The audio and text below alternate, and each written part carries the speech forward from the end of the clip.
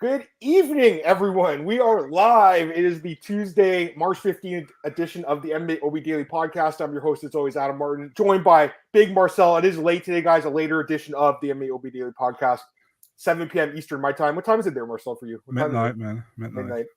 Appreciate you doing it and you guys jumping in here. Marcel, I think he had his team lost. Tell what happened. What were you doing? Yeah, man. So my team was playing like soccer team. You guys say, we say football. Yeah, and they draw 2-2, 2-2 in the away game. So we had to play at home. And we lost 0-1, better team for like the whole game, but we lost. And I said to Adam before the podcast, probably because I said I do the podcast later, they lost to punish me. So yeah, they pretty much. That's exactly what happened. Yeah, for sure. Let's get these comments. We got hype in here as always. Love this guy. Glenn, Glenn, it's funny you bring this up because Glenn's always the guy talking about the daily state. Sometimes, Glenn, there was like some bill, I think it's passed in the States today. Like they want to get rid of it. And I think they're going to take this to Canada. They're going to get rid of it. It's not official yet, but the plan is to get rid of daylight saving time or just keep it intact the whole year or whatever. So, I mean, I'm down for that because honestly, I get annoyed changing the clock. So, I always screw it up, man. I always forget what time it is. So, we got Joe in the chat. What's going on, man? We got Tristan here.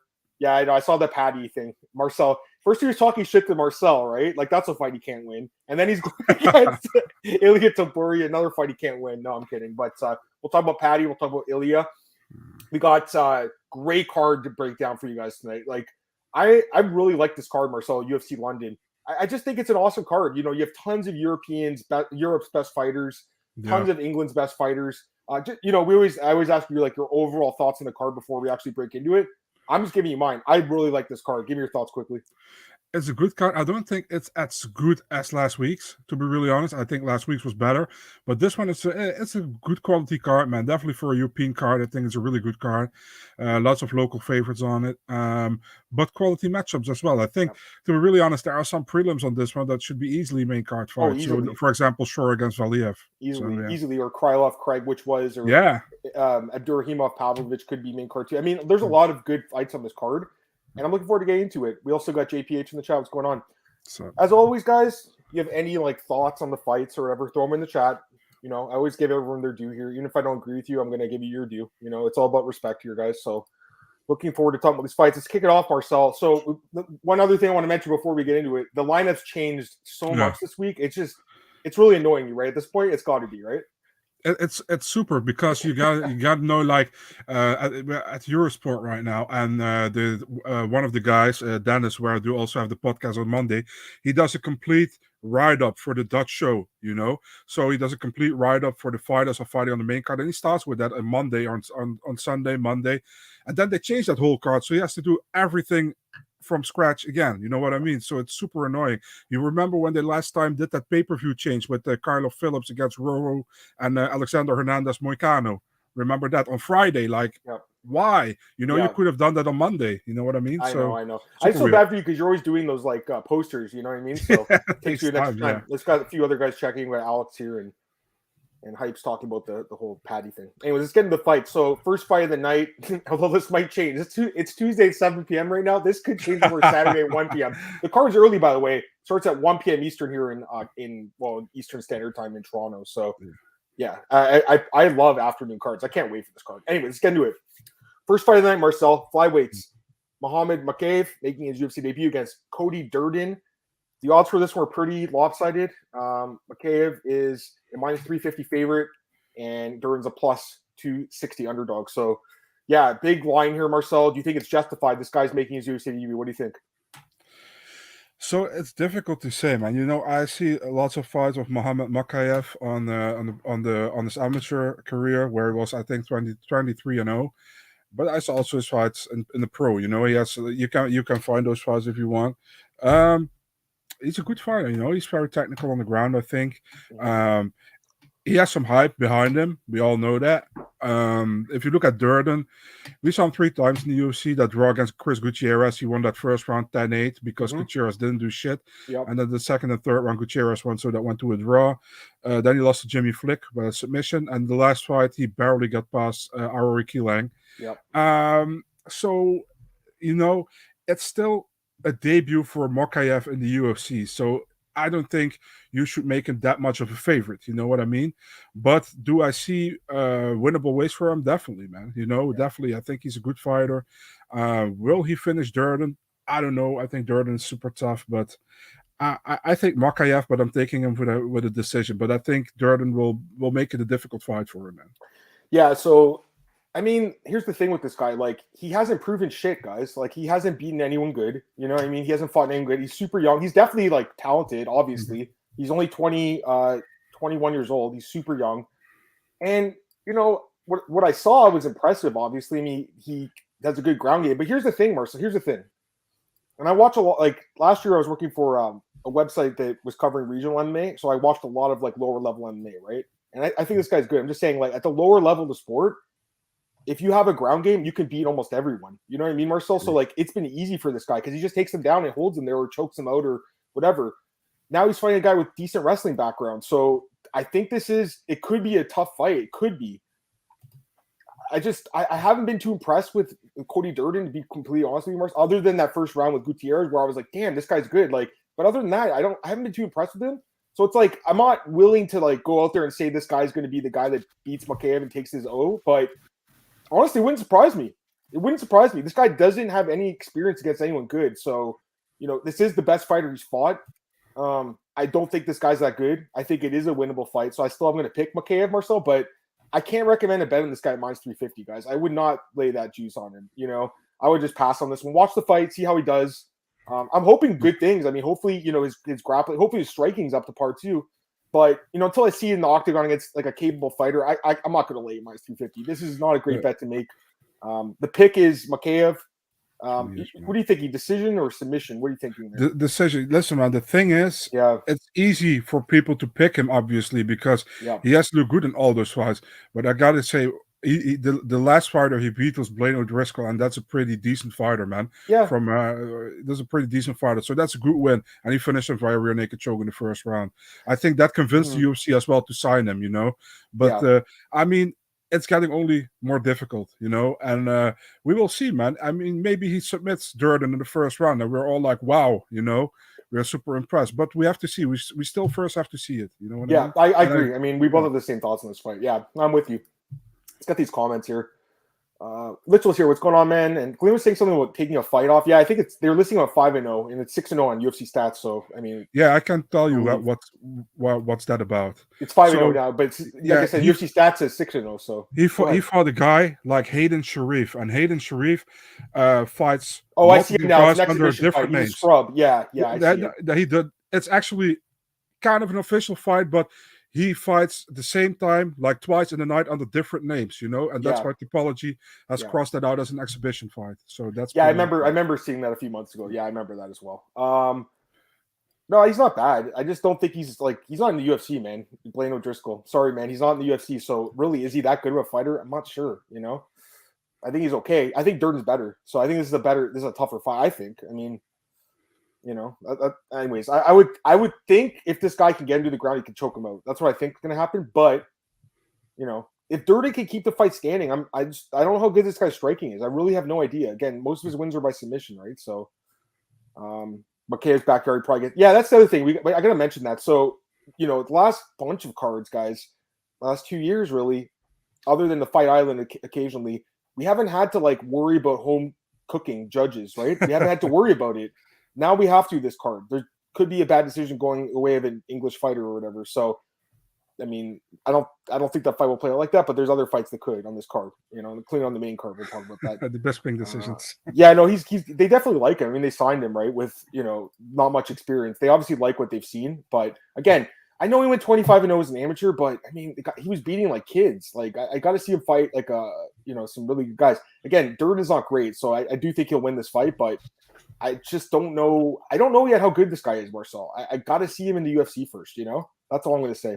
Anyways. I think it's a promising future, but he has to still show it. I agree. That's pretty much exactly what my thoughts are. I don't think the guy's bad. I think he's really good, actually. But until I see him fight someone better than O'Driscoll, I got to kind of hedge my bets on it. All right, let's go to the next fight here. Nathaniel Wood against Vince Morales. And Wood is a big favorite here, guys. Minus 280, plus 240 Vince Morales. What's your thoughts on this one? Yeah, so I think Vince Morales finally got a nice streak going with his 2 wins last time. Against Luis Smolka, that great finish, and before that against Draco Rodriguez. If you look at Nathaniel Wood, he only won one of his last three, but that John Castaneda fight looks a lot better now with John Castaneda stopping Miles Johns last time out. Although I think it was a short notice fight for John Castaneda. He lost to Dodson and to Casey Kenny. I don't think that those are bad losses. But John Dodson, yeah, I think he was winning first round, but John Dodson turned it around. So is Wood really as good as people think he is? That's the main thing, because I remember everybody was like crazy when he fought that guy in the Cage Johnny Warriors. Eduardo or that guy? No, the guy in Cage Warriors. I don't know what his name was again. Oh yeah. You remember that crazy fight where we won? Josh Reed, I think it was. That crazy fight where he got knocked down twice, or pretty much got staggered, and then he knocked him out like in the first round. Crazy round was there, and everybody was so high on him. I think Wood is a good fighter. Don't get me wrong, but I think it will be a super close fight. I think Morales can make it very competitive with him. The thing is, like you said, in the last thing, it's in England, and with a close fight, I'm going with the English guy, so I'm going with Wood. There you go. I mean, that makes sense. We got Owen in the chat. What's going on, Owen? Yeah, so, I think I like Wood. I mean, the guy I think is really talented. The first couple of fights in the UFC, I was like, damn, this guy's going to be a contender. He'll be a champion maybe. Like I really thought that. But obviously you've seen the last few fights. After the John Dodson fight, I mean, hasn't looked great since then. We'll just say that. But, he's still pretty young. He's only 28. He's still got some experience down in the UFC. I think he can get back to his winning ways here. Vince Morales, I actually bet on him and won some money against Louis Smolka in the last fight. So I think I know his game well, and he's a pretty good striker, right? So if the fight takes place in the feet, Marcel, like you said, it could be competitive. It really could be. And it could be like that Castaneda fight, which was kind of back and forth, right? So I wouldn't be surprised if that happened here. But, one thing I did notice, Morales, he could be taken down. He got submitted by Pilarte in Contender Series. He's been submitted before in his career, and Nathaniel Wood's got a damn good ground game. I think if Nathaniel Wood just wants to make this easier for himself, he should just take the fight to the ground if he can and choke the guy out instead of staying and trading, because that's going to make it a harder fight. The guy had no problem staying and trading with Kenny in that last fight 2 years ago. It was a great fight for the fans, but really wasn't a smart way to fight. I'm hoping he's going to fight a little smarter here, Marcel. Use some strategy, take the fight to the ground, where I think he has the best advantage. So I got to go with Wood here, guys. It's going to either be a decision, like Marcel said, in a competitive striking fight, or he gets him to the ground and submits him. I wouldn't be surprised if he gets a submission. And I don't what are the odds on that. I don't see any odds on that yet. Maybe it'll come up later today, but maybe that's something to take a look at. Wood by submission. Dodson had that power, even dropped Yang. Yeah, Dodson's got power, no doubt about it. I put Wood in the juice parlay and sweating already. That's too funny. He should win, but and also Morales took the fight on short notice. We should mention that as well. So he should win the fight. But, the guy's definitely got some holes in his game. So, yeah. Let's go to the next fight here. Elise Reed against Cory McKenna. Minus 225 for Cory McKenna and plus 190 on Elise Reed. What do you think about this one, Marcel? Yeah, I'm pretty. The thing is, Elise Reed, she had that fight against Sajara Eubanks last time out. Was far from impressive, She got mauled in that fight. But I think that one was on short notice as well. So what can you take of that? She has that win over Jasmine Jasudavicius, right, in CFFC, but I think she also didn't win that fight, to be really honest. So the thing is, if you look at Cory McKenna, yeah, and I'm falling in the again. Cory McKenna also didn't win her fight, in my opinion, against what's her name? Against Kay Hansen. Hansen, yeah. I actually scored a 30-27 Kay Hansen, if I can remember correctly. So, I also thought Hansen won that fight. Yeah. So before that, in the Contender Series, she had a very good showing against Vanessa Demopoulos, and she has looked good in Cage Warriors as well. I actually met her, man, in Belgium. She's like super short, a small girl. I thought at first when I saw her, I thought she was like 15 or something, but she was fighting that night. So it was her second pro fight. I see McKenna winning this one. I think she's also training at Team Alpha Male, in Sacramento, California. And I expect her to win this, to be really honest. I see more. She has a bigger, how do you say that? I think she has a bigger future than Elise Reed in the UFC, and she's a little bit more talented, I think. So I'm going with Cory McKenna. Not a finish, a decision win for Cory McKenna, man, for Poppins. Poppins, yeah. I'm gonna say right now, I really like her in this fight. I think she wins this fight, and I think this is good odds too, guys. At -225, I'm capping her as a bigger favorite. I think she should be like 3-1, maybe 4-1. I really like her in this fight, and I think she wins the decision too. That's another way to look at this fight. The odds on that plus 100. You can get even money on that. I think that's the way this fight goes. I think it's a McKenna decision. She has pretty good ground game. We saw that against Demopoulos. I mean, the fact that she was able to grind her out, Demopoulos has got a good guard. We saw that against in her last fight against Silva Guares, submitted her off her back with an armbar after being rocked. So this girl was in her guard for 15 minutes and just beat her up. Like, she had a lot of control in that fight, 11 minutes of control. I don't think she beat Kay Hansen either, but it was a competitive fight, so it is what it is with that decision. Here's the thing with Elise Reed, like, I can give her kind of a pass, right, for the Eubanks fight because it was at 125. She's moving back down to 115 here. Eubanks was coming from 135. I'm going to give her a pass on that one. But here's the fight I can't give her a pass on. And we talked about this one a few months ago, and it made us both money. Jasmine Jasdavicius, that fight in CFFC, she shouldn't have won that fight. Jasmine should have won that fight. And that's why me and Marcel were like, take her over Hansen. Like, she's being underrated because of that loss. And I think this girl's being almost overrated because of that win, which I don't think she should have really won. And even the other fights that she won, she struggles on the ground. Like, if she gets your back or whatever, she can submit you. But I've seen a lot of girls get in top position and just handle her. So that's what I think happens here. I really like Cory McKenna, guys. I think she grinds her out, wins the decision. I could see it being 30-27 in this fight. I mean, I just don't rank Elise Reed that high. And like I said, I see a big hole in her game. She could be taken down, put in her back, and I see Cory McKenna doing this fight. So that's what I think happens here. Let's go with comments here. Joe McKenna is going with his fellow McKenna. Of course you are, Joe. Justin talking about the McKenna concussion thing. I mean, a lot of fighters deal with that, man. It's professional fighting, dude. They're going to deal with concussions. It's obviously not a good thing, especially for a young fighter. There goes a concussion. Yeah, I know. There's my concussion right there. No, for young, I mean, you don't want to hear about it, but like, I mean, you're getting punched and kicked in the head all day, like in training or in fights. So it's going to happen. I'm not super worried about it, although I know that interview you're talking about with John.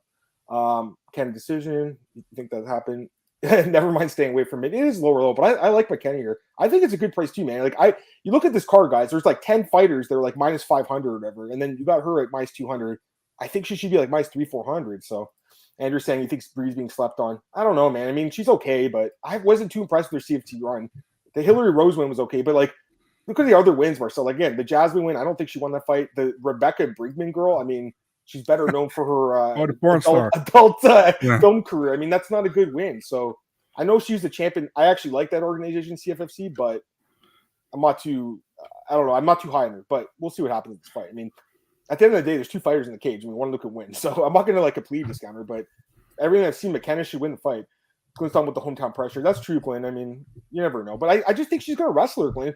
Glenn, if she gets into wild and stand and trade, I don't want to bet her on that spot, but I think she's going to take her down, So, and Tristan, I think it's definitely relevant. I mean, I like listening to all that stuff, all the interviews I can and hear about the fighters. What I'm saying is, like, I mean, it's fighting. You're going to deal with brain injuries. It's unfortunate. Hopefully it doesn't turn a situation like that guy, Chris Holdsworth from Team Alpha Male. He ended up retiring because of concussions. He was an Ultimate Fighter winner. I think he's training her right now, which is crazy. So maybe that's why they're taking it. They took the time off last year because they know what happened with Chris. They didn't want the same to happen with Cory. All right, let's go to the next fight here. Jack Shore against Timur Valiev. This is such a great fight. It's kind of sad it's buried so far in the card, but it is what it is. It's an awesome fight here, Marcel. -120 Timur Valiev, +100 Jack Shore. Man, it's the closest fight on the card according to odds, except for the main event. So, or actually, there's two other fights. The Arnold Allen fight also is close, but I mean, this card's got some. It's a weird card. There's a bunch of fighters that are like -500, and then you have like four fighters that are like -150, -120. So, in this case, you got Valiev, a small favorite. Marcel, what do you think? Who's going to win the fight? No Bellator odds here, man. I mean, this is a great fight. I really like it. This, I'm a big fan of Timur Valiev. I think he's a very good fighter. He showed in the Barcelos fight last time out as well. I'm still salty about the Trevin Jones one because I think the fight should be stopped in the first round. Then it got stopped in the second round by Toyoni, but Toyoni is an idiot, as we all know. And but the fight went to a no contest due to marijuana use or whatever. By the way, I hate that when that happens. It's complete bullshit. Mm-hmm. But Jack Shore, we know what you want to do, man. He wants to take the fight to the ground and control you there. You know, he did it with Ludwig Shalinian last time out. He tries to go for a submission, but he's okay with taking you to the ground and keeping you there. So, very talented guy, Jack Shore. I know it's in England, so if it's a close fight, I know Jack is a Welshman, but they still feel like it's Britain, you know. So I maybe should go with Shore, but I got to go with Valiev, man. I think he can win a decisive fight. You know what I mean? On the ground as well. He's very good, I feel. And this is a bad matchup for sure, I feel. But man, otherwise he would have fought Umar Nurmagomedov, and it's not even a bit more better fight. You know, it's a really tough fight as well. I really like Shore, but I think Valiev wins the fight by unanimous decision. Yeah, this sucks because I like Jack Shore a lot. I bet on him in all his fights in the UFC, and you know the Hunter Azure fight, I was sweating on that one. I'm not gonna lie, it was close, right? But I mean, the other fights he made it look easy. So the guy's been money for me. But Marcel, I always say this, guys. Sometimes you got to know when to fold him, right? And I don't think this is a good fight for this guy. I'm completely with you, Marcel. I think it's going to be a bad matchup for him because Valiev also has good wrestling, really good wrestling. Yeah. And he's definitely the better striker, you know, like definitely. So this fight, if it goes to the ground, yeah, Shore can grind him out for a decision, right? But from what I've seen, Valiev's got really good wrestling. He's usually the guy in top control. He just beat Raoni Barcelos. That is such a good win. That guy is super high level. I rank that win very highly. I think this guy's going to, like you said, Marcel, prove to be a bad matchup. I think he keeps him on the feet and outstrikes Jack Shore and wins the decision. So that's what I like here. I like Timur Valiev. And again, you know, this is one of the closest fights of the card, but we're agreeing on it. So Valiev by decision, what is the odds? Plus 178, I'm seeing. So that's not bad. I mean, maybe that's the way to go. But I like him here, maybe just straight up, if anything. You know, I know some of you guys are saying Shore in the comments. I get it. He's a good grappler. But, you know, Marcel, I'm still not sure about him outside the grappling. I got to be honest with you, Marcel. If he can't get you to the ground, I completely agree. If he doesn't get your back, get you to the ground, then I'm not sure. You know, because as your fight, he struggled a little bit at times against a guy who could stop the wrestling at times. And you saw what happened. It was a close fight. So this one, I think, is going to be just like that, Marcel. Competitive fight, but ultimately Valiev winning decision. So, all right, let's go. Get the comments here. Hype says he's got Shore. Valiev undefeated. Yeah, the Jones fight was a weird stoppage. Obviously, Shore used the cage to control Valiev. I'm not sure, guys. I don't know. Also, I mean, it's just one fighter. But I was reading at Aljamain Sterling because he trained with him. He was like, "This guy is one of the best wrestlers in the division." Like Aljamain was saying that, right? Like, and I believe it, to be honest with you, Valiev, right? And that's all I need to know. If he can stop the takedowns, he'll win the fight. You know, Marcel, that's what I think happens. So that's my thoughts on this. I see some of you guys are on the other way. That's totally fair. Epic new memes going on the underdog. Yeah, I mean, it opened at minus 110 each. I should mention that, guys. Like, the odds are very close still. They opened at a pick'em. So the odds makers are like, you guys figure it out, basically. And it looks like slightly people are leaning towards Value, but there's obviously tons of support for Shore, too. So really good fight. I really like this fight, and I can't wait for it to go down. Although I do think it should be in the main card, Marcel. That's my thought. Oh, for sure. For sure. Now, let's go to a fight that was supposed to be in the main card. Next two, actually, were, and they got moved. Nikita Krylov against Paul Craig. In the light heavyweight division, we got Krylov minus 190, Paul Craig plus 165. Go ahead, Marcel. Start off on this one. Adam, I have to say it again. It's Paul Craig. Paul Craig. It's like Paul Craig, like that. Paul Craig. Yeah. So Paul Craig.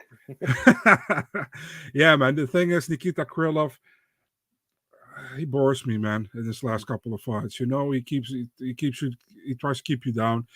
We have a great story, man. I don't know. Do you know Davidson Baker? Yes. You know what, Marcel? That's the guy I saw you do, because I didn't know you spoke English, actually. Like, this was 3 years ago, guys. So I didn't know Marcel actually even spoke English. And he did a podcast with some guy named Davidson.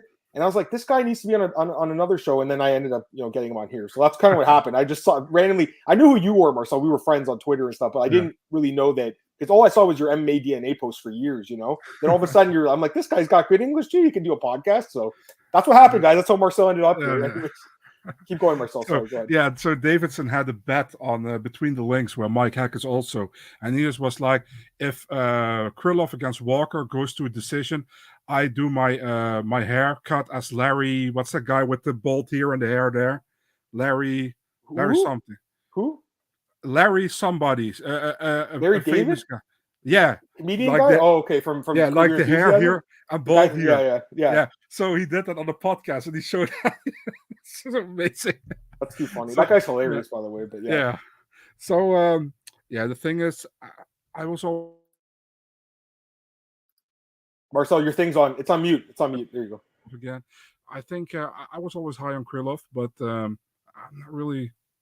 I don't really feel how he's fighting lately, man. I think he's fighting very safe, taking people down, and he's also losing sometimes. If you look at Paul Craig, I think he's on a good run in his career, you know. And if Krylov goes for a takedown and is stupid, he might be regretting that with Paul Craig, you know, Yeah. because he can finish you from downside and from upside, you know. So I'm taking Paul Craig here. I think he might submit Krylov, man, for some reason. I got a feeling he does it in early third round. Yeah. And we got Gabe in the chat too. Gabe Kelly from MMAOddsbreaker.com. Gabe, what's up, man? Good to have you here, buddy. You know, Marcel, I think this is one of the hardest fights in the card to call. I really do. I've been struggling with this one, guys. So this is obviously not a fight I'm betting on because I'm struggling to find the winner. You know, Craig, he's really surprised me lately. You know, Marcel, he's looked phenomenal, I think. Just, you know, if he gets you to the ground, you're fucked. I mean, at this point, you know, like he's just so deadly on the ground. And the last few fights have been just brutal. I mean, the Hill fight was incredible. Even the Shogun fight, he looked great in that fight, the second one. The guys just look great. I mean, he really has impressed me. But, you know, I still can't forget that this is a guy who's been knocked out, you know, numerous times. And it's a guy who can lose fights. Like, it's, Sure. Yeah, he's improved, but I'm still not 100% sure how good he really is. You know, Krylov, you know, he's been in the UFC for years. He's a guy that's been up and down throughout the years. He's a guy who left the UFC, came back. You know, so you got to respect that because it showed, you know, how bad he wanted to come back. And I think he's looked good since he came back, honestly. Because here's the thing, he's 2-3, right? But he beat Johnny Walker. It was a good win at the time. I mean, he was underdog in that fight. He wasn't supposed to win the fight, and took him down, grinding him out. It was a smart fight. OSP, that was a guy who choked him out years ago, and he beat him in the rematch and choked him out, you know? And then the losses, Magomed Ankalaev, was a 29-28 fight, guys, super close. Glover Teixeira, 29-28 split decision, super close fight. Glover couldn't tap him out, and then he almost tapped Glover out at the end of the first round with the rear naked choke. I was watching that fight back the other day. I was like, oh my God. He was that close to finishing Glover. It was crazy. And then he lost to Jan. So he's losing to like the best guys in the world and beating pretty good guys too. And I think he's really improved his game. Because the guy at the beginning of his UFC career, I mean, on the ground, I mean, if you get him to the ground, he was done, you know. But the guy is matured now. He's been in the UFC for many years now. He's only 29, which is crazy because he's been around for so long. He has so many fights. He's still young, and you know he's improved. I think, especially with the submission defense. I think it's been harder to submit this guy lately. Now, if he's gonna try to take this fight to the ground, I don't think that's the right way to go. But you know, the fact that Glover couldn't get him out of there makes me kind of think that maybe his submission defense is good enough to go the 3 with Craig. I mean, I can't say for sure. I'm not betting money on this fight at all, but I still think I have to pick Krylov, so I'll take him to win the fight, Marcel. But I wouldn't be surprised at all if Craig pulled this one off, guys. I would not be surprised. I'm staying away from it, but yeah. Oh, Gabe, that fight was so bad. You're talking about Krylov and Soa Palili. It was, remember that fight, Marcel? Yeah. Gabe, I mean, that's when Gabe started fighting at Oddsbreaker. Gabe, it was just like a slop fest. Like, they were so gassed in the third round, man. Here's the other thing. I was going to say, heavyweight, right? Pardon? Yeah, it was a heavyweight. And that's the thing. He used to be a fat, out of shape heavyweight. He's ripped. Go look at his Instagram. He's in sick shape for this fight. Yeah. I think he's training in England, by the way. I'm pretty sure he's at London. Yeah, he was early in London. Yeah. Yeah. I gotta mention this. He is Ukrainian. They're fighting with a lot of motivation right now. You know what I mean? That's the other thing. But it's hard to really cap that, Gabe. But But take in mind that I actually asked a question on Twitter on Saturday about why they didn't have the Ukrainian flag for Nikita Krylov on the broadcast. They had it like blank. And somebody said to me, like, he's coming from the parts that Russia wants to be with Russia. You know what I mean? Those two parts. And he also shows always the Russian and the Ukrainian flag. So there's a big possibility that he said, like, I don't want my flag there. You know what I mean? Because I don't want to take sides or whatever. So yeah. I don't think it's the same as Moroz, because Moroz is really is with Ukraine against Russia. And for Krylov, It's kind of like a 50-50 kind of thing that he's in between. You know what I mean? Yeah. No, I agree with that. Couple of comments. Joe says he likes Craig as my sub, and so does this guy too. And Brandy likes him by sub too. like I said, I'm kind of on the fence. Like I could definitely see that happening. It's either Craig by sub, or I think Krylov probably knocks him out, right? Like that's how he wins a lot of his fights. I mean, I know he's been grinding them out lately, but if he's gonna try to grind out Paul Craig on the ground for 50 minutes, that doesn't seem like a smart idea. I think you just keep it standing and go for the knockout probably. Thought Craig was a great grab. Looked over his strength schedule. I mean, lately he's fought good guys, but in general, yeah, go with Krylov. I have to go with him too, I think, but it's really close. Like I'm very much on the fence. It's like 50. I always say, Marcel, like 51-49. That's kind of how I am in this fight, really, because I think Craig's looked great lately. It's just I still feel like that guy that we saw in the beginning of his career was getting knocked out. It's going to show up at some point too. So we'll see what happens. Let's go to the next fight here. I'm pretty sure someone's getting knocked out in this fight. Shamil Abdurakhimov against Sergei Pavlovich. Pavlovich is a huge favorite, minus 300, plus 250 on Shamil. Go ahead, Marcel, give your breakdown. So we got the talented former Fight Night's global champion against the ancient Dagestani warrior. So yeah, I mean, Shamil Abdurakhimov, he lost his last 2 fights. I don't think he looked bad against Dawkins in the beginning, but Dawkins... And he was off for like 3 years before that too, It was after the long layoff, so go ahead. Yeah, he was actually supposed to fight, I think, Cyril Gane twice, and it didn't happen. He lost to Curtis Blades before. Before that, he had a nice 3-fight win streak, But, I mean, pretty much against guys he should win against at that moment. Arlovsky's a good win still, I think. And Topuria back then. Topuria was on a nasty losing skid back then, and now he's back, Topuria. So back then, it was a fight I expected him to win. If you look at Pavlovich, man, I remember, man, when Pavlovich came in the UFC, he fought Overeem. I was like, wow, man, this is going to be good. He got folded, man, by Overeem. Dude, I bet on Overeem. He was an underdog in that fight, guys. I remember betting on Overeem. I had to do it. I was like, he has so much experience. Anyways, go ahead, but I remember that fight very well. Yeah, and then he won against Goldman, against Green, but those are wins I expected him to get. Listen, man, I don't feel comfortable to pick a 40-year-old ancient man in MMA. You know what I mean? There are only like a handful who can compete still at the highest level at that kind of age, And Abdurakhimov, I don't know. He's like that guy who's still in the top 15 that I don't really feel like he should be in the top 15. And Sergei Pavlovich should be in the top 15, but isn't fighting on a regular basis so he can claim to be definitely in the top 15, which he is. I expect Pavlovich to knock him out in the first round, to be really honest. There you go. And by the way, I was going to talk about this. I saw that comment, Gabe. I agree. I mean, you can't discount Craig getting subbed himself because he has been subbed, right? It's happened by Jimmy Cruz, so it's possible. But I think it's more likely that he probably subbed. Crazy fight, by the way. Yeah. That was a crazy fight. I agree. Okay, so, I mean, Pavlovich should win the fight, right? He should win. He's the younger guy. He's, got more momentum coming in this fight. He's got the wins. He's been knocking guys out. And you know what, Marcel, the thing about this guy is before coming to the UFC, he actually had a pretty good run in Russia. And he went 5 rounds before, and went 5 strong. He wasn't even tired really in the 5th round. So this is a guy who can knock you out in the first and still be good to go later on in the fight, which is good to see. It's interesting. Having said that, this still is a heavyweight fight. Shamil's still a huge guy with big power. We've seen him knock out lots of people in the UFC. So do I really want to lay minus 300 on it? I don't think I can, Marcel. I think it's a stay away for me. I'm going to stay away from this one. I feel like Pavlovich should win. He should definitely be favored, but it's heavyweights. One punch can end the fight, and this guy could just land a haymaker. You never know. So because of that, I think there's some better guys to pick on this card as big favorites, personally, just because of that risk of getting knocked out in a heavyweight fight. So if you want to parlay him, I don't blame you at all. I'm just saying, for me, I'm probably gonna stay away from Marcel. But for fantasy, for DraftKings, I'll have Pavlovich, in a lot of my teams. I might put Shamil in a few, though, too, because he does have power, Marcel. I mean, it's a heavyweight fight. It could happen. You never know. Kanshiro likes the over. I mean, maybe. I think it ends pretty quick, but, that's what everyone thinks, right? What's the over? It's probably plus money, isn't it? Let's take a look at that.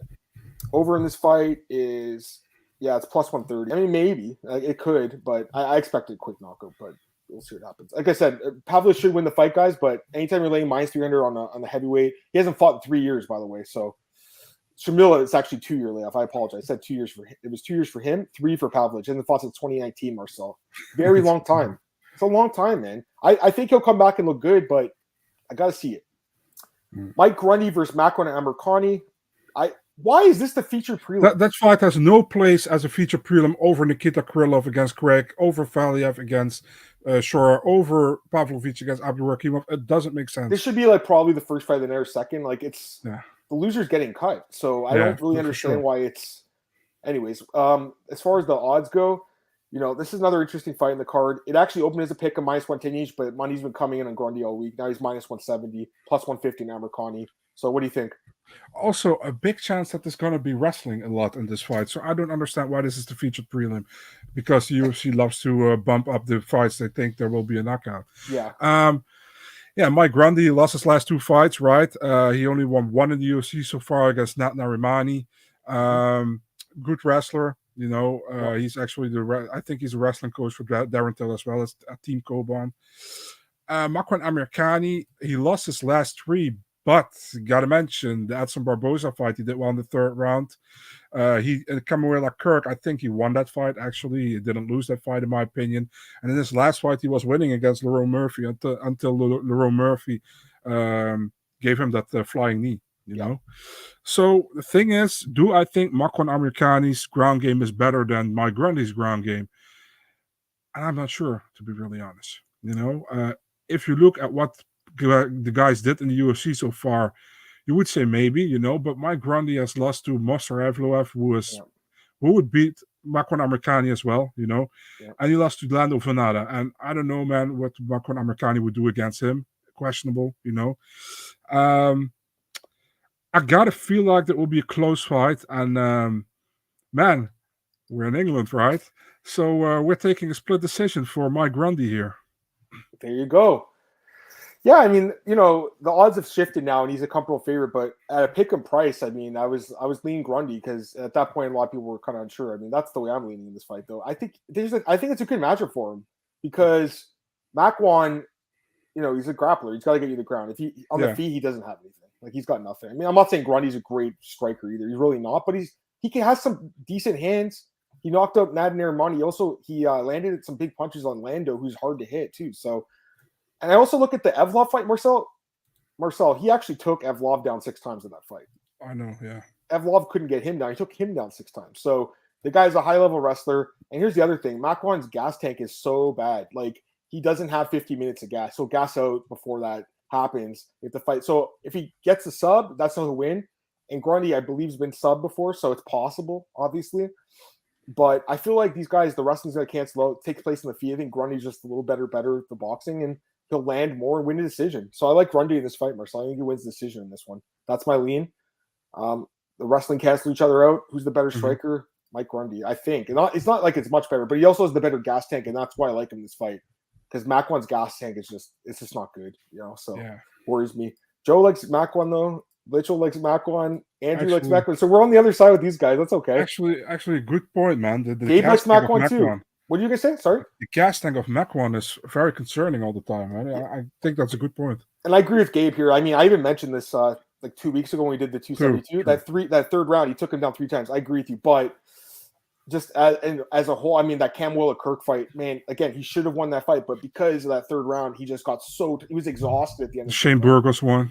Yeah, that fight too. Exhausted Marcel. Oh my God. Now, again, the guys he's fighting are absolute studs. So let's be fair. Like, he's lost to good fighters, and Arnold Allen, Burgos, Barboza, Kirk, and Murphy. I mean, it's not bad losses. Maybe the Kirk one's not great, but that's not bad, right? But here's the thing, like, really, who is he beating to, That's the other thing, too. I don't know. We'll see what happens. I mean, maybe I'm wrong here. I mean, at this point, the line is getting a little bit out of hand. I like Grundy more at -110 than -180. So, there's going to be some dogs that win this card. I can't blame you guys for taking +150 on Makwan because he does have that submission ability. But for me, I think it's a bad matchup for him. So I think the same as you. So, and Grundy did gas that fight too. It's true, but he looked improved against. Well, it wasn't all wrestling based too, right? That's the thing. I don't think he's going to I don't think he's going to go for those like low percentage takedowns, Gabe. I hope not, right? Probably not a fight I'm going to bet on, guys. I'm not saying that, but I got to make a pick, and it's going to be Mike Grundy by decision. And I think Marcel also, I think bringing up the judges is probably smart here too because, it could be competitive. But yeah, Grundy by decision is +164. I mean, that's kind of what we're looking at. Let's go to the next fight here. It's the main card, Marcel. So it's funny because like a few days ago, I was looking through the card and I tweeted about this. This fight was like listed to open the card, Jay Herbert and Ilia Topuria, and I tweeted him, I'm like, holy fuck, this card, this fight's opening the card. This card's amazing. And at that point, I actually thought the lineup looked sick. And then they switch it up. It's getting its main card spot though. It deserves to be the main card because this fight is one of the best fights in the card. Ilia Topuria against Jai Herbert. I love this fight. Ilia is a big favorite. He's minus 400, plus 300 on Jai. But I still think it's going to be an exciting fight for how long it lasts. So give me your thoughts on this one, Marcel. Who do you think wins this one? Ilia is a lot shorter than Jai, right? I think he's pretty much a head, 1.5 head smaller than Jai. He is. But if you look at what they have done so far, man, I mean, Jai, he lost his first 2 UFC fights, but it was against good competition. They got Francisco Trinaldo, what's up, Dan Hardy, and against, what's his name again? Against Renato Moicano, right? Mm-hmm. That's like a super tough first 2 fights for your debut, man. They would have never do that to Paddy Pimblett. So the third fight, he looked good against Kamaworthy. Was a fight he was supposed to win, in my opinion, and he did very well. If you look at Topuria, man, Topuria actually is a ground specialist. You know, I saw him in Cage Warriors in Belgium, where he fought Brian Boulan. He won that fight, was supposed to win the title, but he didn't make weight, so didn't get the title. Went to Brave, did well there. Came to the UFC. First fight against Zalal. Had difficulties with his cardio, but he said like he was sick before and he didn't train well. Still won the fight. But there's 2 fights against Damon Jackson, dude, and against Ryan Hall. Damon Jackson, he looked crisp as striking, you know. And against Ryan Hall, he prevented the takedowns, you know, and then he knocked him out at the end of the first round. So, I mean, I know he's fighting a weight class up. He's the shorter guy, but he's the much more talented guy, in my opinion. You know, so for me, I actually expect him to use his boxing a lot, but also go to the ground at a certain moment, and he finishing Jai Herbert with a submission in the second round. Yeah, I love this fight. Like I said, you know, it is interesting. The size is interesting, right? Because Herbert's big. He's 6 inches taller and has 8 inches of reach, guys. So that's definitely worth noting. And Topuria's actually fought as low as 135 in his career. So he's at 155 in this fight. So he'll be a little bit undersized. But talent wins out, man. Talent wins out. This guy is about as skilled and talented as like any prospect there is right now. I think this guy's phenomenal. I'm all in on this guy. I do believe he'll be, contending for the belt. I don't know if he'll win the belt, but I think he'll fight for the belt. I really do in the next couple of years. He's only 25 years old, by the way, and he's already ranked in the top 15, right? He's very good. At 145. This fight's at 155, obviously. I mean, that's what makes it a little bit interesting, but I still think it's kind of an easy fight to call. I think Ilia wins all day. And really, for me, the whole question is, like, how does he win the fight? Because I think that's the best way to get value on the bets, guys, to look at a prop in this fight, because I think he wins the fight. I'm pretty convinced he wins the fight. You could parlay him for sure. I think a lot of people will. But I'm looking at the props here. I'm looking at, Topuria by knockout or submission. There's not much value on it at this point, plus 200 for a knockout, plus 110 for a sub. You kind of have to like really, hunker down and figure out what it's going to be. And I think, like you said, Marcel, I could honestly see it going either way. I think he could knock him out like he has with Hall and Jackson. It looked amazing on the feet. But I also look at Herbert and the McKenna fight, and it just seems like it's just an easier path to victory to take this guy to the ground, right? He was taken out 5 times in that fight. Now, the size difference might make it harder to get him down to the ground, but I still think he'll get him to the ground. And Herbert, he's definitely a tough dude, but, honestly, I don't think many people will survive with Topuria on the ground if he gets you on the ground. So, I think he finishes him, Marcel, TKO or submission, but feel really strongly about the guy in the fight. And, minus 400, I know it's a high line, but I think it's more than justified. I mean, the guy's super talented, and this is a fight he should win all day. He really should win this fight. Get these comments quickly, guys. Topuria looked like the truth. He's great, man. He is well-rounded. He can knock you out, and he can take you down and submit you. So, you said you could submit submission, Marcel, or are you thinking a knockout? What are you thinking for the? I have a submission the second round. Yeah, submission second round. Yeah, that sounds pretty accurate, actually. Talk about. We did yesterday, bro. Yeah, we talked all about yesterday. Kenshiro. We gave him a lot of props. We gave someone lots of props. Yeah, Marcel Adam. We did see it, Randy. Yeah. Someone mentioned this earlier in the chat. We saw it. Marcel and Paddy are, that's the fight we got to see first. But after that fight, we could see Ilia fight Paddy at one. UFC not gonna make that fight. They got to do an open weight division. Big Marcel gets Paddy. I mean, they're not gonna make the Paddy against the Topuria fight. They're not gonna do that. I know. Guys, thoughts on Tony Chandler not being main event? Shoot. I don't want to take too much off-topic stuff right now. I'm sorry, I just saw that. But by the way, he's saying Jing Liang and Jeff Neal. I mean, this guy, loco, we respect you, man. You're always dropping the news. There you go, Marcel. There's one to keep your eye out. Jing Liang and Jeff Neal, 275. Herbert getting slapped like Trinal makes his chin. Yeah, I agree completely. Andrew, what's funny about that fight? That was on Fight Island. I bet on Herbert because he was on such a roll and he's fighting old man Ronaldo, right? And I'm like, Herbert's going to win. He was making the fight look so easy. I'm like, man, this is such an easy bet. Bang, crack, done. I was like, are you fucking kidding me? And that's the sport we live. We live and die by the sword in this game, right? So you can never get too high on it, guys, but you can never get too low either. Like that Mirzakhanov fight the other day, I was like, man, the bet loses, and it won. Marcel, so you never really know. You got to watch the whole 50 minutes or 25 or whatever. Sure. Yeah. West Coast doesn't like Paddy either. It's funny. Yeah, I think Ilia would knock him out. I think Ilia knocks out Paddy Pimblett if they fight for sure. Like I would actually like to see the fight because I think the line would be pretty competitive because Paddy's also a minus 500 favorite in this card. So the UFC is not going to risk. They're not going to do that fight, obviously, but Topuria would win easily. Yeah. Remember, Topuria met with Dana White like a few weeks ago or whatever. I think they signed a new contract, Marcel, I believe, and he got this fight, and it was a short notice fight to kind of like. Herbert had another opponent, right? Who was he supposed to fight? It was someone else. Davis. Mike Davis, and that was going to be a banger too. So they wanted to get the guy in a banger. I don't know if he's going to be in one here because he probably just get taken down. All right, let's go to the next fight. I think his nickname is the Black Country Banger, right? It is. The guy can bang. I mean, he definitely can. But again, the fact he's been knocked out by Trinaldo and Reese McKee, that kind of worries me a little bit. Reese McKee's not like a knockout artist. He knocked him out. So, but he's got power too. I mean, you saw that against Worthy. You saw that in Cage Warriors. All right, this one's interesting. Molly McKenna, Luana Carolina. I see the last comment. Oh, I'm sorry. I missed it. Did I miss it?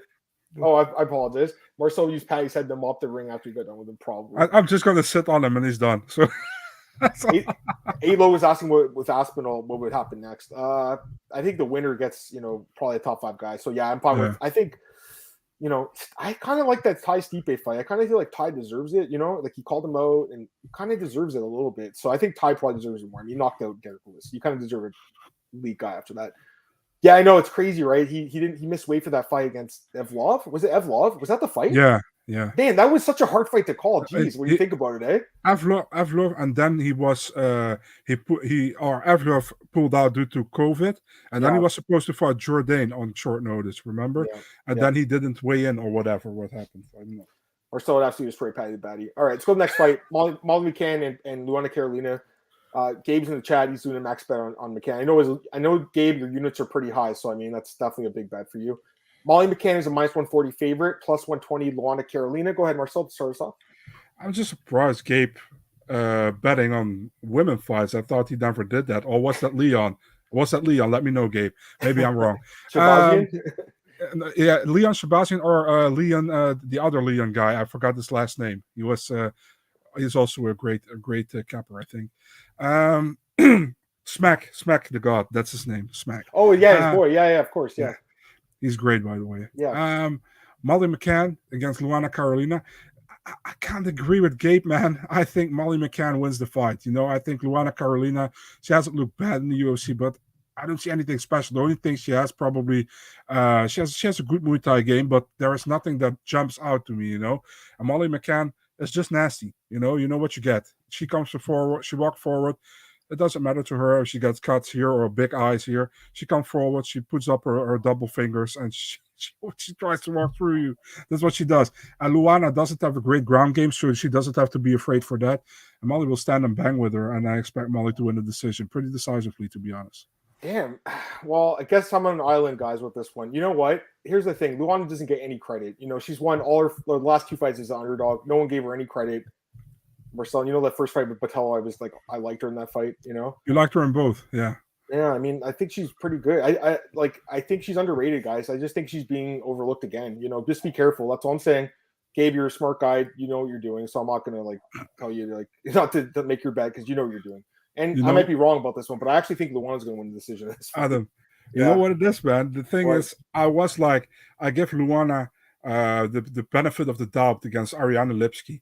Yeah. And she completely blew that, know. So I bet on Lipski in that one. It's actually good for me. It worked out. Yeah, yeah. So I actually thought that fight would take place in the feet, and at the time I thought Lipski was the better striker. But I think over time we actually know Carolina's better. That's the thing. Let me just talk about the fight. Let me give my thoughts. So really, I think that she has a 7-inch reach advantage. She actually uses it better than Kim, the girl in the last fight. Kim gets pushed back a lot. I mean, Carolina could too, but I think she actually has some power. I mean, I was in Brazil and her fight Cachoeira. She knocked her down with a head kick.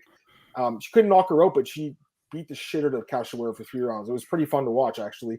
The eye poker Cachoeira. No, I'm kidding. But I just think he's really underrated, guys. Like, she's won multiple fights as an underdog now. She's an underdog again. She has a big reach advantage. She is a good striker. She does have power. She's very tactical on the feet. She has great takedown defense. It's 88%. That's against a really good grappler in Gundy. Even Patel is not a better grappler. So I think she could win this fight. Now, the worry here is the judges, obviously, because it's in England and McCann walks forward, right? She's always walking forward. So, it wouldn't surprise me, obviously, at all if McCann won the fight, but I'm going to stick with my read. I'm going to go with Luana by decision. That's my read here because I do think she's going to hit McCann more than she gets hit back. And I think ultimately the judges will see the damage inflicted and will earn her the decision, but it's going to be a dogfight. I think it could actually be one of the better fights of the card, to be honest with Marcel. I think it's going to be a good fight. I know I'm on an island here, guys, but I'm going to go with the underdog in this one. By the way, Luana Carolina looks like the long-lost sister of Jada Pinkett Smith. Yeah, I guess she does. Let me get some comments here. Joe likes meatball. Yeah, I mean, I completely understand it, guys. Dirty Reg's actually going with Carolina as well. I don't think so, Gabe. I mean, everyone says that, but she just won 2 straight fights as a dog. She's 3-1 in the UFC, and she's pretty good, man. Honestly, she's not bad. I don't think she's a scrub at all. That was a good bet, Tristan, especially the size in that fight, right? And Brandy doesn't think, if the fight goes to score. I understand that. That's the worry here. I don't think I'm gonna bet it, but I have to make a pick. I have to pick every fight. I'm gonna stay away from it probably, but I think over 2.5 is not a bad play. I think that's the play here because I think this fight goes the distance. So you, Marcel, this is going the distance, guys. Oh yeah, right? For sure. Yeah, that's a better play. I think. Now that I think about it, it's at -290 the fight going to decision. That sounds like the play. I mean, if Luan is pretty tough, and so is McCann, man. They're both tough, man. I think this fight's going 3 rounds, guys. So that's the way I would do it. I think that's safer because they don't have to worry about the judges, right? It's not like Luan is a massive dog. If she was +200, I would definitely have to bet on her. +120, it's like, I need a better number. But again, I have to pick every fight here. Got to give you guys my honest assessment of the fight. I think Luana is going to be the more effective striker in win decision. So we'll see what happens. Let's go to the next fight here. I'm going to start this one off, Marcel, this time. I've been getting you to start it off. I'll start this one off. Gunnar Nelson, Takashi Sato. Gunnar's a huge favorite. -450. Sato's +360. Gunnar wins the fight, guys. I mean, this is an easy fight for him. The UFC's given him a very, very favorable matchup in his return. The worry obviously is the layoff. He hasn't fought since 2019. That's obviously a worry, but he's fighting a guy who took the fight like 2 weeks notice, Sato, a guy who is terrible on the ground. He's been submitted 3 times in his career. 2 of his last 3 fights ended with him getting subbed. He's got power, obviously. He's got some power on the feet, and he's training at Sanford. So there's a lot to like about Sato, but not on this spot, He's fighting a guy in Gunnar who's, fought the best in the world. He submitted some of the best guys, and the losses are not too bad guys. Gilbert Burns, Edwards, Ponzinibbio, Maya. These are not bad losses, Guys, he's a stud. The layoff is the concern because he hasn't fought in 3 years, Marcel, just like Pavlovich earlier. That's the concern here. But, he should win this fight all day. And I think he subs the guy. So that's the way I'm looking, Marcel. A submission. It's even money. So, or -110. So, it's not great odds, guys, but I think that's the way this fight goes. I think he takes him down, subs him. I like Gunnar Nelson by sub. I really like it. I think it's a square play. I get it, but I think that's what happens here. What do you think, Marcel? Dude, Gunnar Nelson needs 1 takedown, and we will sub him, and then he can go back to Iceland to eat boiled sheep's head again. Yeah. So, I mean, an easy fight to call. I really do. I mean, it's striker against a grappler. I don't see Sato doing anything, besides the striking. But I think if he strikes, he will take him down and he will sub him. So, the thing is, this is a perfect comeback fight for Gunnar Nelson, and I completely agree with you. Yeah. First round submission. I'd be surprised if it not happens. Yeah. So again, this guy's been subbed out 3 times in his career, but they were in different rounds, 2, 3, and 4. But I mean, honestly, like Gunnar's better on the ground than Baeza, Muhammad, and Franca. So I mean, he can get out there quick. First round sub. My Gunnar is +280. So if you have that book that has that specific odds, you could do that. Under's a good play, Gabe. Under's a good play in this fight, guys. I think. I typically, Gabe, for me or everyone listening, like I try to stay away from the under 1.5s because you don't really get much time. But occasionally there is the fight like that. Like there was a fight last year, Ryan Spann against Misha Serkinov. It was under 1.5. I was like, that's easily going to cash. And that fight ended in like a minute. This fight should end pretty quick. So yeah, I think that's actually not a bad play at plus money to get the under in this spot. I think Gunnar wins the fight. Even you could even do like the fight doesn't go to decision. It's only -210. That's really cheap, guys. I think. That seems really low, -210. Because if Gunnar loses, if he loses Marcel, I think he'll be getting caught with like a knee or like an elbow or a punch or something. Like he'll be caught with some crazy shit. Or an eye poke. Yeah, yeah. But like that's not a bad play because I don't think he wins the decision. I don't think this guy's not going to be able to survive on the ground for 15 minutes. I don't think so. Yeah. 3 more fights. Paddy Pimblett, Marcel's favorite fighter in the UFC against Rodrigo Vargas, my favorite fighter. No, I'm kidding. This fight I talked about it when it got made. It's a complete mismatch, and the odds reflect it, guys. Paddy Pimblett, he opened at minus 225. Now he's minus 500, and now Rodrigo's plus 360. So Paddy's the biggest favorite, I think, on the card right now, Marcel. And I mean, I'll just start this one off. I fully expect him to win. Like, he should win the fight, all day. Rodrigo Vargas is not a great fighter, guys. He's kind of like one of the lowest ranked guys in the division. I know he beat Ju in the last fight. It's not a bad win actually to have. That guy's a decent prospect, but the Brock Weaver fight was like, it was a legal knee. It wasn't like he lost, like, to be fair, but it's nothing special. The Silva fight, that guy's nothing special. Just like there's nothing special with this guy. He's tough. The only thing is he's kind of tough, right? That's the only thing. He hasn't been knocked out yet, so. But I think Paddy can get him out of there, man. I think the UFC is just giving Paddy a layup fight. He's literally fighting the worst guy in the division. Paddy Pimblett by knockout in first round. What do you think? When I saw the fight, man, I was like, they really did it again. You know, they really gave him an easy fight because Kazula Vargas, I don't see he sucks, but he's not UFC caliber in my opinion. And he had a good win against Rangzu. Don't get me wrong. Don't get me wrong, but. And they probably will play it out on the broadcast like he actually should have been 2-0 because he actually won the fight against Weaver, but he made a mistake and he knocked him out, blah, blah, blah. Bullshit. You guys just want Pimblett to have another win in the UFC. He will get a win and he will win with submission in the first round. Or you think it's sub? You think it's submission? Yeah, I get okay. the sub. So let's go to some props here. Let's take a look at some props, guys. Because I think all of us are picking Pimblett, obviously, right? Pimblett by knockouts plus 220, Pimblett by submissions plus 210. So you're getting plus money on both those, and they both seem like to be a pretty high chance of happening. Paddy in the first round by knock was plus 550. Paddy first round submission plus 550. I think he ends this fight pretty fast. The only thing is, again, Vargas is kind of tough, so maybe he has to work for the win, but I don't think so. This is such a easy fight. This is like they do it with guys they want to hype up. They give them like a guy who won his last fight, but is it really that gonna do a lot? I remember when they booked Sean O'Malley with Jose Quinones, and Quinones was like, I think 4-2 or 5-2 in the UFC.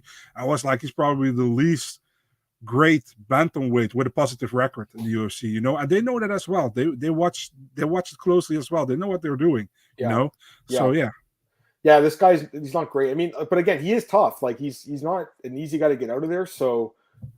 Paddy might have to work for it. I should just check might as well check Paddy decision. What's that? Paddy by decision is plus 345. I mean, you're getting crazy odds on that, but I think the fight ends. It's on the distance. Let's get some comments. This guy's just saying you gotta, give him credit for being tough. He is tough, could be enough to make it 50 minutes. Kazula's tough. Yeah, he is. Gabe likes Paddy by sub. Could be. Me too. Like I said, I was leading a knockout, but you guys are making me think more about the submission. So I have to, because I'm in a pool right now. I'm actually in second place with like 40 guys, and it's really good money. So I have to predict like the method too. So I got to nail this one. I'll think about this one a little more. I was leading a knockout, but you guys are making me think about a sub. So I'll think about that too, because again, Rodrigo hasn't been knocked out yet. I just feel like Paddy's going to put on a show for the fans. That's what I think is going to happen here. All right, co-main event. 2 more fights left. Co-main event: Arnold Allen, Dan Hooker. At featherweight, and the odds are a pick 'em minus 110 each. So the closest fight, I believe, on the card according to odds. Give me your thoughts on this one, Marcel. Co-main event. You saw how Dan Hooker looked today. Where media day or something? I didn't see how thinned out is he? Dude, he looked very like he had kind of a bad weight cut. Let me search for it. I mean, he hasn't fought featherweight in like what 6 years now, guys. Like it's been a while. I show you the picture right now in your chat in your DM. You can see it. So he looked. I think he looked really bad, man. I don't know, but maybe I'm off. Maybe he will look good in the. I mean, in the fight. But I feel like I always told you, man, Hooker is super tough and he can hang with the best guys. But he will never be a top 5 guy, in my opinion, I don't see that. He was at a certain moment, I know, but I don't see him making that run to the title. And it's got tougher when you all get older to cut all that weight. And he said in 2016, I'm never going to go back to featherweight, and now he's back at featherweight, I gotta go with Allen. You know, I know Allen has some hiccups in his fights as well in the UFC. I know he's still undefeated, but he had some bad fights with Burnell, for example, where he got pretty much got dominated for the whole fight, and then he out of nowhere had that ninja choke, I think. I get Arnold Allen here fight decision. That's how I look at it, man. I think Allen's one of the best bets in the card. I'm going to say it right now. He's going to be one of my best bets for bookies.com this week in the article because he's minus 110, and I think he wins the fight.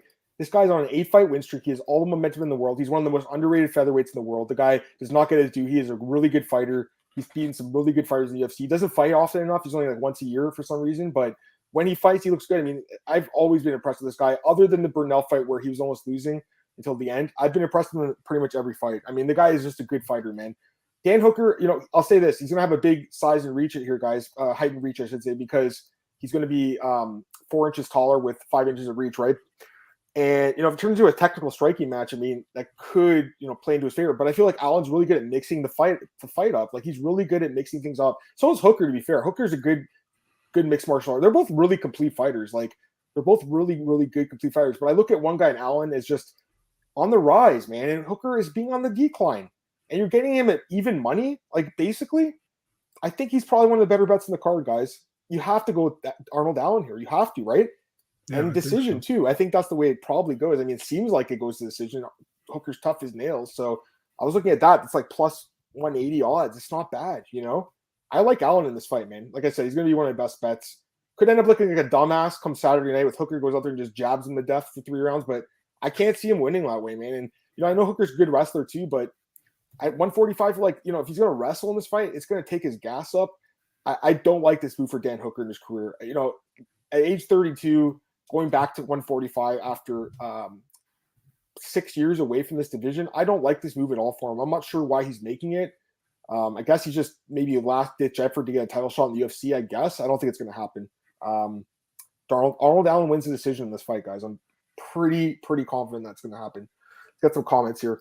Joe likes Allen by knockout. Maybe, I mean, because again, his chin's gonna be compromised. I think Hooker a little bit. Allen decision. Allen by default. Default. It's funny. Yeah, Hooker. I mean, he's got to cut 17 more pounds almost. Jesus. I don't like it either. I don't think it's a good move for his career. But you know, guys do this all the time. They think that, you know, massive weight cut's gonna help them out.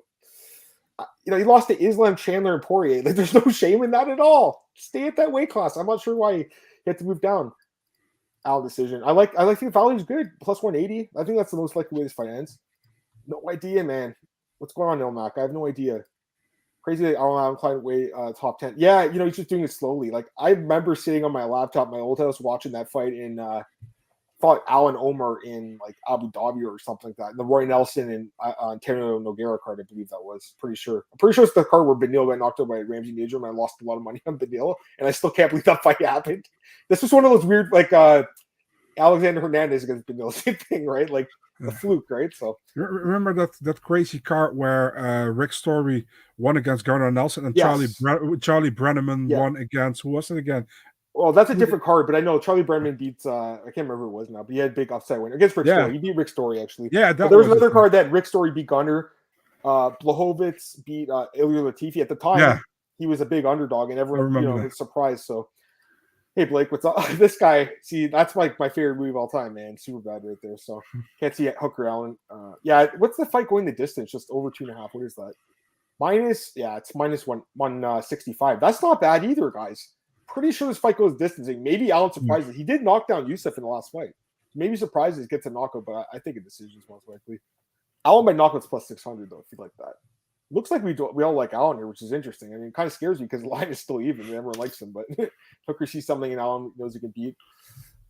I just think it's like an opportunity to beat the guy. I think he's ranked in the top 10, Arnold Allen. So like if he wins the fight, he could be like, all right, give me Yair Rodriguez, give me Brian Ortega, and if I win that fight, I'll get a title shot. That's what I think. But it also makes you wonder because I think isn't Volkanovski his teammate? He's the champ. It's kind of weird, right? So I don't really understand it, to be honest with you. I think it's a bad move. Worried for Allen.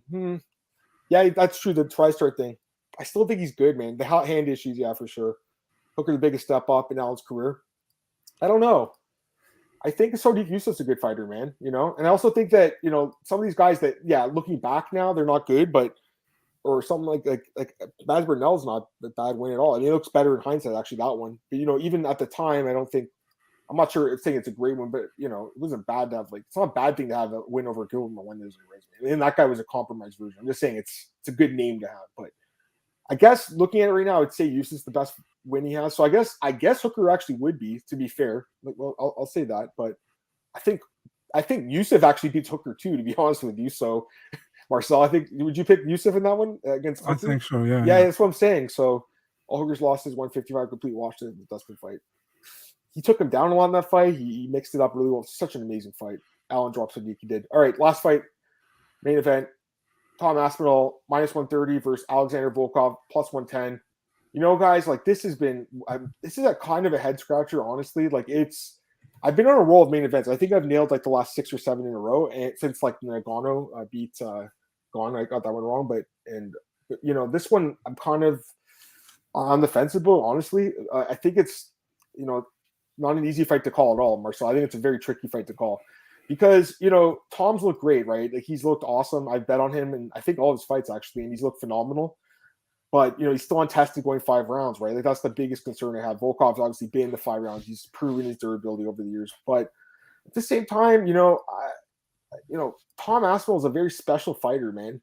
He's just a special guy. I think he's the kind of guy that could be a champ because he's a true mixed martial artist. He really mixes up. And I guess I'm not saying beating Arlovsky's a great win because I expected him to knock him out, but that fight and the fact that I watched it again the other day, the fact that he went for that double leg takedown out of nowhere and got the neck so quick, the fact he choked him out, it just showed me that this guy's fight IQ is next level. He's got a ground game. He has striking.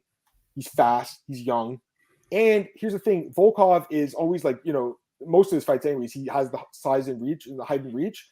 It's only 2-inch height and 2-inch reach in this fight. It's really not that much. So honestly, Marcel, although I'm definitely worried if this fight gets extended and goes to the later rounds. It's probably going to be a losing bet if you bet on Aspinall, honestly, guys. But the guy's special, man. And Volkov has been finished before. He has been dropped before. I think Aspinall can get him out of there. So I'm going to go with Tom Aspinall with a knockout in this one, Marcel. That's my pick. Not a confident pick, guys. I got to be honest about this one. It's an iffy one, but got to stick with my read on this guy. I think he's a special talent, man. And Volkov, he's been knocked out a couple times. I think that Aspinall can land. He can probably get him out of there too. So that's my pick, Marcel. Tom Aspinall by TKO. Give me your thought on this one, man. So yeah, Aspinall did part of his training camp over here in the Netherlands with Rico Verhoeven and Benjamin Adegbuyi. Sharpen up his striking.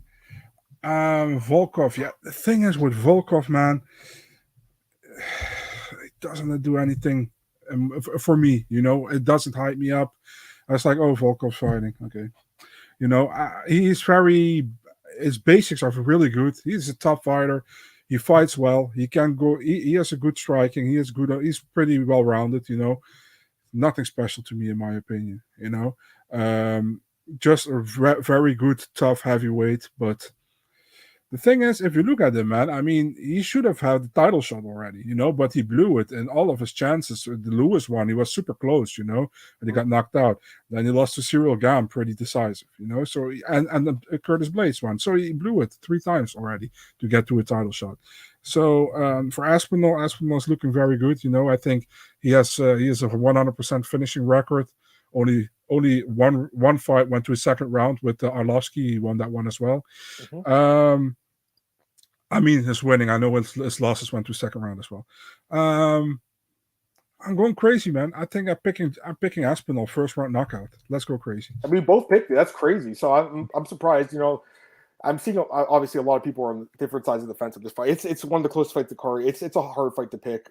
I hope my main event record stays intact, guys. I mean, killing with the best bets too for bookies, and I hope I get another winning one here. But it's definitely.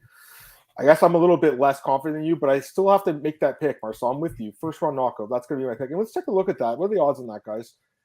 Aspinall by knockout is +250. I mean, those good odds right there. But first round, Tom Aspinall +750. Wow. Well, I'm going to have to take a stab on that because the odds are pretty good. So that's what we're both taking. So Marcel, that was a lot of fun to break down, man. This card's going to be awesome. I think we had mostly the same picks, but there was a couple we had different. Luana was the one, and I think there was one of the prelims. Craig, I think, was another one. So Yeah, I mean, it should be a great card, though, man. Looking forward to it, Marcel. Let me get some comments here, guys. Let's see what you guys are saying. Aspinall's good with his massive step up. It is, but I still think Volkov's beatable, man. I've seen him. I've been watching the guy fight for over a decade. You know, he can lose. He loses fights he should win too, Marcel. That's the worst thing with this guy sometimes. But he also wins fights he should lose, like the Verdun fight. Everyone thought he was going to lose that fight. He won. Aspinall and Milicic, similar and Ty Milicic. Yeah, fights suck if they're betting. Yeah, because the odds are good, but both guys can lose. I mean, I'm not betting it, but unless some of those props, I don't think I can. I don't think I'm going to make a straight bet on this one. I think I'll some props. But from DraftKings, Tom Aspinall is going to. He's only like 8,300, so I'll have him in a lot of my teams this weekend. All of the undercards, underroads better than this fight. It shouldn't be 5 rounds. That's the problem I have with this one. I just wish it wasn't 5 because I don't think it needs to go 5. You know, Aspinall's resume is not that good. It's not great. I agree, but I still think he's special, man. I think he's special. Aspinall lets Volkov set the range to a kickboxing match while good wins for points. Yeah, like I said. If this fight gets extended, he's going to lose. I'll be ripping up my ticket on Aspinall, you know, because he's not going to win a 5-round decision, I don't think. I have Volkov's last 11, seen round 3. Yeah, he does need to finish him early. I agree with that. First, second round, probably. Don't see Aspinall going out round 1. I mean, Volkov. He could, man. Minikov finished him in the first round, you know. Tim Johnson also dropped him, I believe, at the end of the first round in their fight, and he didn't finish him, but Tim Johnson almost finished him, Marcel. Right? I had Tim Johnson winning that fight. That's what I'm saying, Marcel. Like, he's a good. Alexander Volkov's a good fighter, but he's been hurt in fights, guys. Adam called last week's main event exactly. Let's see how this week's goes. What was last week's? I can't remember now, which is crazy. No, I'm kidding. Well, it was the Vegas card. Yeah, I really predicted it good, man. It was going to be a boring decision. I don't know if I'll nail them both in the row, but I'm going to take first round knockout. Tom, let's see if I get another perfect prediction. Hopefully. Great show as always, boys. Thanks, Randy. Appreciate it, man. Momentum could play a part. That's true. That's true, actually, Glenn. If they'll start winning, the fans going crazy. I agree with that. I think that's definitely worth mentioning, man. Gon could knock out didn't knock out Volkov. Yeah, different fight though. You know, I think Aspinall's more of a finisher too. You know, that's what I would say. Because again, I don't think Tom can win a decision. Really, he's going to have to finish the fight by knockout or submit him. That's the other way to finish him because Volkov's been sub. Yeah. What's the lock of the night? Hey, what's up, Max? The lock of the night? I mean, I like... I hate the word lock. You know, you can't use that word. Now the guy's going to lose. No, but honestly, the lock on this card is probably Gunnar. I would say is the lock, Marcel. Would you say that? That's the lock. Gunnar, Pimblett. Yeah, there's a few. There's a couple. And then, the best bet, I think it's Allen, honestly, like even money or even like minus 110, minus 120. I think that's a good bet. I really do. Even if he loses, I wouldn't feel bad about the bet because I just think it's good bet, good value, and a guy that's on such a roll lately. You know what I mean? Momentum's a huge part of picking fights, guys, like and winning fights. Aspinall saying himself he doesn't want to rush and then getting this fight like a week later. Yeah, that was kind of weird. He wanted like someone lower ranked, I believe. Anyways, appreciate that, JPH, man. Marcel, I mean, I don't want to talk about it for too long, but there are a few other cards this weekend. If we'll just mention them quickly. There's a Cage Warriors card. I have no idea if you're going to be watching that. I do think you enjoy Cage Warriors, I believe, or the European scene. Yeah, any thoughts on that? I know there was a change. I think Jordan Kutsinich was supposed to fight Paul Hughes. Yeah. But now he's fighting James Handon for the featherweight belt. So I'll probably catch it. Yeah, why not? Yeah. It's also we have it also now on Eurosport here. So yeah, both the rights. So it's good. Yeah, I think that's going to be a decent fight. And then the other card would be PFL Challenger Series. I mean, honestly, like there's not a lot of big names, but there's a Canadian dude on this card, Michael Dufort. He's from Canada, so he's interesting. And then I think Bruno Miranda is a good prospect. He could win his fight. There's a couple guys on that card that are interesting. And then I just want to get this. Sorry, go ahead. I'm going to get a comment. People are talking here a lot about Glory, man, because Badr Hari is going to fight again. That's this weekend? Yeah, that's on Saturday. Nice. It's like you got knocked out with that crazy high kick, right? In the last fight? Yeah. It's like 25 minutes from my house. So hey, Ryan, I just want to get Ryan's question. Hey, Ryan, I just think that, honestly, man, if it goes 5, you won't want to have a bet on Aspinall because Volkov's proven he can go 5 rounds. He's probably going to win the 4th and 5th round if the fight gets deep. I just, Tom has never been that deep. I mean, the guy definitely could be a cardio machine in the gym for all we know. I don't know yet, though. I'm banking on if you're going to pick him or bet on him, you're banking on a finish. All his wins are by finish. He's never been the distance before. I don't see it going 5 rounds now. He's never been once as an amateur. 3 3-minute rounds. He went 9 minutes once. Is he going to go 25? I don't think so. But I mean, fuck, it happens once in a while. Bigfoot and Mark Hunt went 5 rounds once. Like, I bet so much money in the fight not going the distance, Marcel. I can't believe that one, man. That was like, anyways, that's it for today's show, guys. By the Appreciate way, you. also, also some love for CFFC tomorrow. Oh yeah, that's right. That's the Thursday. other card. Yeah, the odds are up as well for that. I didn't really look at that card yet because we don't cover odds breaker yet, but in the future. But yeah, there's the other card as well. Anyways, let's plug our stuff, Marcel. Let's get out of here, man. It's late. It's Big Marcel 24 on Twitter, Instagram, and you can find my articles on the Eurosport, Dutch Eurosport website on the Mixed Martial Arts section. Hey guys, yeah, you guys can follow me on Twitter at MMAOB podcast, MMAOddsbreaker.com. It's on our YouTube channel, as you guys know, iTunes, Spotify, Google Podcast. It's all the links are there. Check them all out. They're all work. I'm also at mymenus.com, bookies.com. My best bets out probably tomorrow or Thursday, I believe. Probably tomorrow, actually, I think they go up. So check that out, bookies.com. Got to plug those guys. It's my full-time job now. Really enjoy it. But I love doing the podcast with you, Marcel. It's so much fun. Appreciate the comments tonight, guys. A lot of people in the chat, which was awesome. And then, obviously Marcel was good that we were able to figure out the time for this week. But back to normal next week, 5 p.m. Eastern time, Monday, Tuesday. We'll be recapping UFC London. And then we'll be previewing UFC Columbus on next Tuesday. So talk about then. Peace out, guys. Have a great weekend. See you guys.